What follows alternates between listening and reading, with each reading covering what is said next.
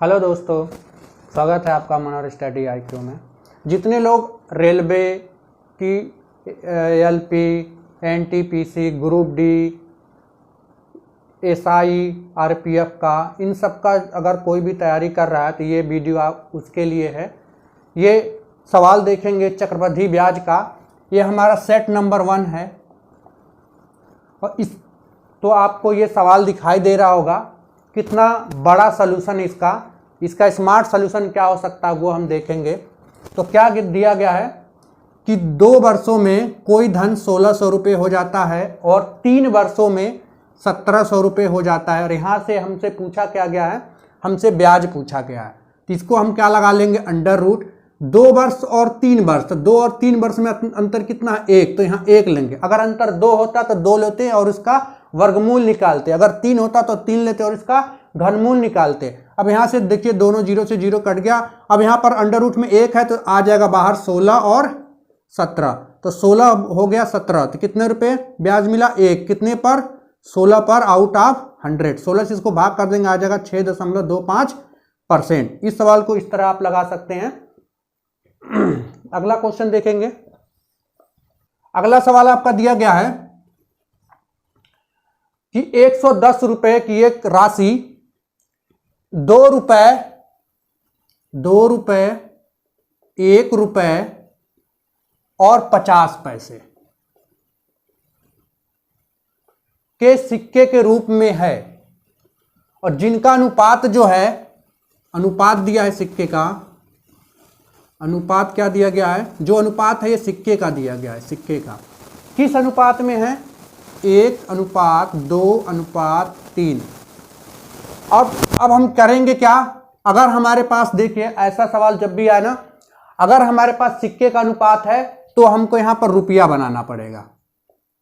अगर रुपये का अनुपात होता तो फिर हमको सिक्का बनाना पड़ता और सवाल में सिक्कों की संख्या दिया होता। तो यहां पर सिक्कों का अनुपात दिया है तो रुपया बनाना है और सवाल में हमको टोटल रुपए दिए होंगे।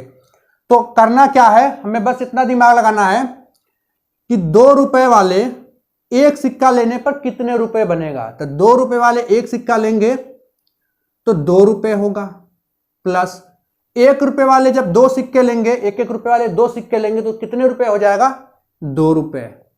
उसी प्रकार 50 पैसे वाले अगर 3 सिक्के लेते हैं तो कितने रुपए हो जाएगा, तो 1.5 रुपए।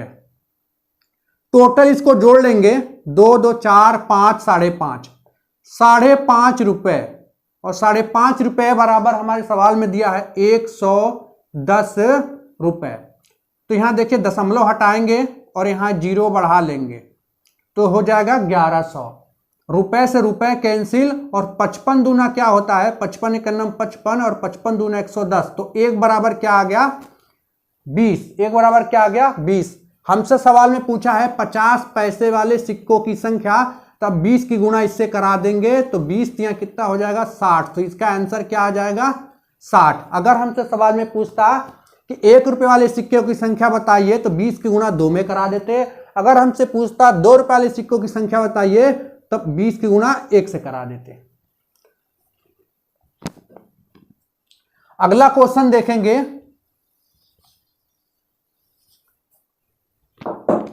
चक्रवृद्धि ब्याज का ये सवाल है, क्या है, कह रहा है कोई राशि, इधर एक तरफ लिखेंगे वर्ष और एक तरफ लिखेंगे गुना। क्या कह रहा है, 5 वर्ष में 2 गुना हो जाता है। 5 वर्षों में कोई धन है 2 गुना हो जाता है, तो हमें बताना है कितने वर्षों में 16 गुना हो जाएगा।